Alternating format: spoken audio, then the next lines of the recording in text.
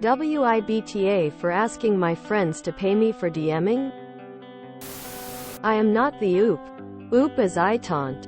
WIBTA for asking my friends to pay me for DMing? Originally posted to Am I the Asshole Tumblr.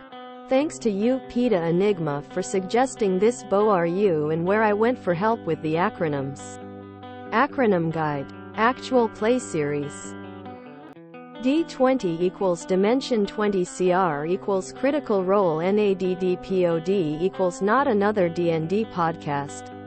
M equals Monsters Manual DM equals Dungeon Master PHB equals Player's Handbook.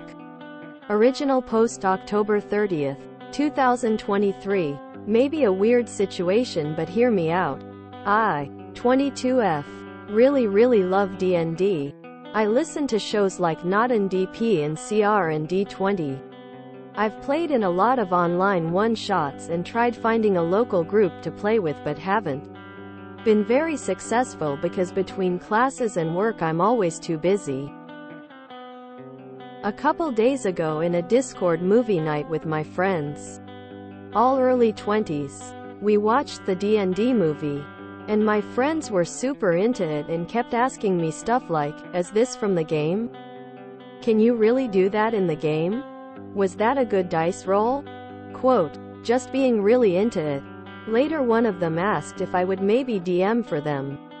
I was super excited as I've always wanted my friends to play D&D with me but never pushed cause. They didn't seem too interested. I said yes without a moment's hesitation and started planning.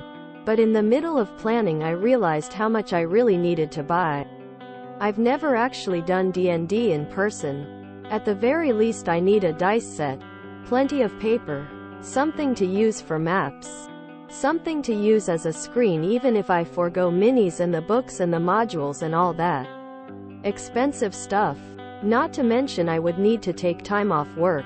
Because right now I'm going to classes 5 days a week and working 6 days a week, and that 7th day is for staying at home in bed recovering only. So I was wondering, would it be considered a dick move if I were to ask my friends to give me a bit of cash in return for DMing? Obviously not enough to replace the lost income from work, but maybe like $20 each from 5 people. Or maybe ask them to help buy some of the materials I need. I'm afraid to ask and scare them off the idea of playing. Because I want to play so bad. But also I am very much broke and might be putting myself in a bind if I try to do this all by myself. Amy the Asshole Official answered. AITA? Verdict. Not the asshole. NTA 33.4%. Hashtag UPDATE.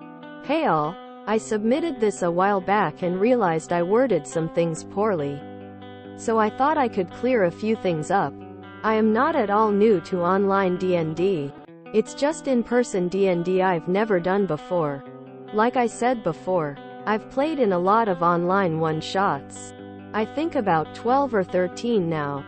I spend a lot of time on D&D forums and subreddits and respond to ads looking for players. So I'm quite familiar with things like Roll20 and 5e tools and Tabletop Simulator. It's just that I can be quite shy. And while I had a lot of fun in these games, I didn't make lifelong friends. Ya know? We had a Discord night the day I was asked to DM and I brought up the possibility of doing it online. But my friends seemed keen to do it in person and I really want that too. We don't see each other often since we're all busy. So we want to use this as an excuse to all get together and hang out. We've already decided to shoot for the 28th as the day to hang out together all day and play. Time off work has already been acquired from all parties except one, who may have to drop out. That night they also did ask me what materials they should bring and I, literally buzzing from excitement at the idea of getting to play with them, said maybe a bit too quickly, oh don't worry. I'll take care of all of it. So, yeah, that part. Might be my bad cold sweat smile. I have kind of backtracked on that a bit since then. I mentioned something like, well, actually it would help a lot to have something to take notes. And maybe bring your own dice? And they weren't upset at all, just amused. I also talked to them about maybe running a module, but they know I'm a huge D&D nerd and that I have been making my own homebrew setting, just for myself, for years. I sometimes gush about it in our Discord server, and before they were just like, that sounds great, sweetie, but now they say they want to play in that world. Which is, and I cannot stress this enough, still making me die of happiness to this day. I have the best friends in the world. Less than 3333, and yes, it means more prep work for me. But D&D is what I use to unwind and relax. Building this world has been the thing I look forward to most in my day. And now building it for them? Even better. And on to why $100. Honestly, it's a ballpark number. And one I'm not at all married to. I'd happily pay for all the prep myself. It's just if I'm solely footing the bill, prep time might take longer for what I want to do. And I do plan on using online PDFs or 5e tools for stuff like the DM's guide or monster manual, but I want to at least have a physical copy of the player's handbook for them to share. And maybe a couple sets of spare dice, because if I know my friends, at least one of them will forget their dice. And the PHB alone can be like $50 if I can't find one used, which I'm currently doing. I've been to a used bookstore and game store so far, and I'm willing to keep looking. As for stuff like maps, I know I don't need them, and I've played plenty of Theater of the Mind games before, but I know at least a couple of my friends are more visual learners, and I'm an okay artist, while a couple of my friends are art majors and fantastic artists. My plan is to get some construction paper and draw some maps I can reuse. Like generic forest, generic tavern, generic city street, and get those laminated so we can draw on them with markers. And maybe if we end up playing more than once, I can recruit my more artistically inclined friends. Help in drawing more maps. I've also DI'd a DM screen out of old cardboard and duct tape. And one of those artistically inclined friends offered to bring her paints over and paint all our characters on it. They've been private messaging me on Discord with character ideas, and I love them for it. I think that's about it. TLDR.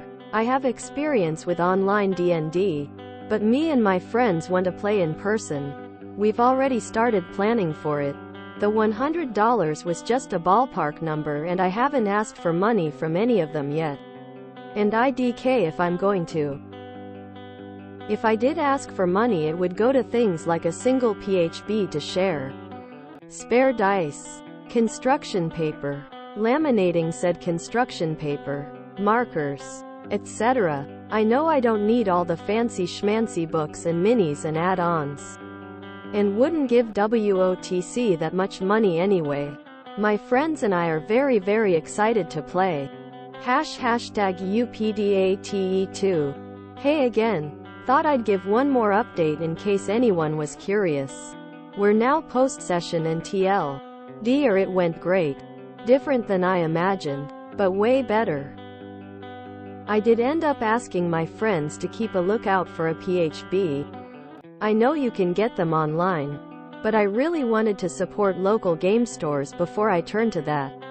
One friend found a copy in a used bookstore along with a monster manual and DM guide. And the four of them that were gonna play all chipped in to get all three. I did not ask them to. I specifically told them I would handle the DM stuff, but they wanted to get me the DM guide and wanted to pick monsters from them to maybe fight one day. I also ended up making one big map on a huge piece of construction paper, about 24 by 36, and got it laminated. The map was of a city square with festival stalls. Saturday we all gathered at one of our houses and I started walking them through character creation. What dice to roll, what ability scores were, what class and background to pick, the whole thing. 3 of the 4 really got into it, but one, we'll call her Freya, was kind of overwhelmed by it and asked if she could sit out on this session and just watch. And she'd either get into it and join next time or she wouldn't. And that would be fine too. At the end of character creation we had Hodgepodge Bagosh, Bugbear Druid, with a pet hedgehog named Sunny, Nyren Tress, Half-Elf Rogue, and Torpor, Black Dragonborn Warlock. I told them we'd just play around with these characters first, and if they like playing we'll develop backstories later. None of their characters started out knowing each other, and I didn't want them to get bored while I played with each one of them one-on-one. So I would play with each person individually while the other 2 hung out with Freya watching movies or playing video games. I started them all in a big city during a festival, but their characters were broke, so they had to find odd jobs around the festival to make enough money to afford a room at an inn. The money was physically represented by pieces of candy. BC Halloween. Hodgepodge was hired muscle for a merchant for a while, but then took offense at some dog races and released all the dogs and had to steal some clothes off a clothing line to disguise himself from the guards. Nyren just pickpocketed people. Torpor got roped into a children's play as the dragon a knight had to defeat. At one point Freya had the players not with me playing Mario Kart with her, saying they were carriage races. Then she went and got a deck of cards and pretended to be someone running a gambling table at the festival.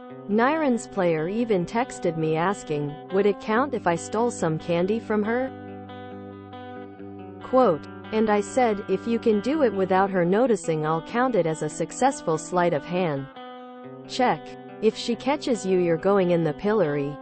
Freya didn't catch her. Then I had them all come to the table at once as the festival was attacked by bandits, and they had to work together to defeat them.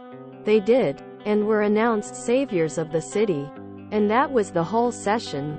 There were a lot more shenanigans that happened, and Freya came and watched at times. And the one friend who had to drop out because of work came home towards the end and watched too. And everyone had a lot of fun. Freya is an amazing artist and took my makeshift DM screen to paint Hodgepodge, Nyren, and Torpor on it. She also said that while being a player still kind of scared her, she liked the sound of DMing. I said we could CODM next time, and she said she would really like to try. The friend who missed out lamented that he didn't get to play and wants to join in next time. We're shooting to play again the week before Thanksgiving. This is a repost sub IAM, not the OOP. When she was stressing about paying for it all and worried about how to ask them to chip in, and they surprised her with not 1 not 2 but 3 books for them all to use, smiling face with hearts. This is true friendship and it's just so heartwarming. I am not familiar with D&D, but based on what I have read, seems like things went well at the end. Nice to read something that doesn't have bad drama or insane moments. All of a sudden I want to play some Mario Kart now. Online D&D saved my sanity over the last 3 years. Recently found an in-person group too. Hadn't played since the 80s, but I'm loving it. Nice story and great outcome. But screw Wizards of the Coast and D&D for convincing people that you need more than pens, paper and your imagination to play a pen and paper RPG. Edit. And screw Hasbro. I wish I could reach through the screen and tell OOP about reusable map mats. You use wet erase markers on them to draw out your maps as you need, and boom, there you go. Mini figs are something you slowly amass as you go, and you can use some really weird stuff along the way. But the biggest thing is that they have the right base size for the monster. Heck, a water bottle cap is usually the same size as the base for a medium human-sized creature, and that would work well. Character figs. Those are personal for the player, so you wouldn't want to try to buy those. This is such a sweet read. I can almost feel their enjoyment through the words. I miss playing D&D even more. She seems like an amazing DM. Right, who's cutting onions? Own up, who's cutting happy onions? FYI, local libraries are a great resource for player handbooks. My local library has a few copies that they keep on hand. I believe they also have campaign books. As a fellow DM, this made me smile. Makes me want to DM again. Love this so much. I was skeptical about it costing so much considering you can get free dice roller apps on your phone and a roll of lining wallpaper is absolutely good enough for making a map. And I don't actually know anyone who has read the manuals. But ya know what? She made it absolutely make sense. It's so nice to see how passionate she was about making this a good experience for everyone and not wanting to half-ass it in a way that would have worked for experienced players but likely been off-putting to new players. Good on her. And good on her friends for hunting out the books and getting involved with the DIY too. Cute story, but I was expecting it to have a completely different premise on the assumption that DMing was referring to messaging. Like, you want them to pay you to be their friend or something? I relate to Freya. I love all things D&D but have always had too much social anxiety to play. I'm literally playing my first campaign during my lunch break with other coworkers. In the beginning it was just paper, pen, and a dice rolling app. A month later we had dice. A month later we then found a dry erase table around the office. A few weeks later we got my 3D printer up and running, so now we have our characters printed. And we found an empty office to use that had a whiteboard on the wall, where we draw the main map, paired with the whiteboard table we were using as our fight map. And that's it, folks. The game is about imagination. In the least you'll need pen, paper, and a dice app, but never more to be engaged with the game. All the fluff can always come later. Lol. What a nerd. Now if you excuse me, I'm gonna watch the extended Lord of the Rings movies while cosplaying as Goku and flipping through a Spider-Man comic. I miss D&D. Played for 2 years in undergrad before combination of COVID, DM graduating, and half the group vanishing ruined it. Been too nervous to find another group. For people who need cheap map-making materials, use the back of wrapping paper that has the grids. I've been playing D&D for almost 15 years. I feel like the only person on Earth who started with 4th edition.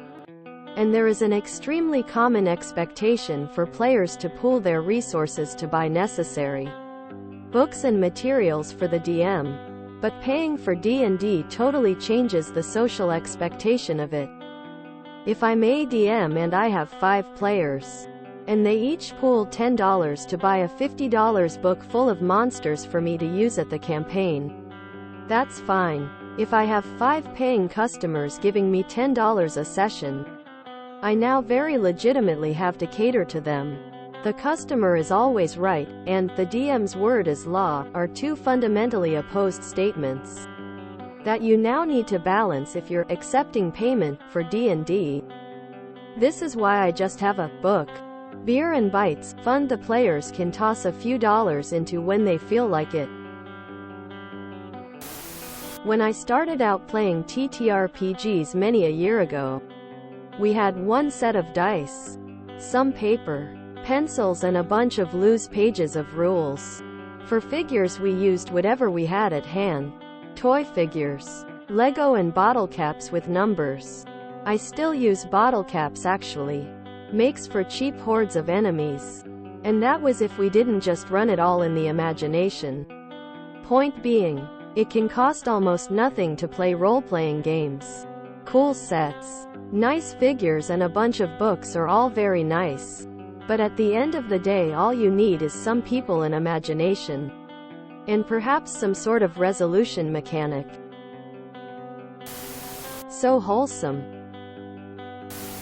If you enjoyed this video, please check out our playlists full of similar content. Epic Ericast is like doom scrolling for your ears. Please like, share, and subscribe.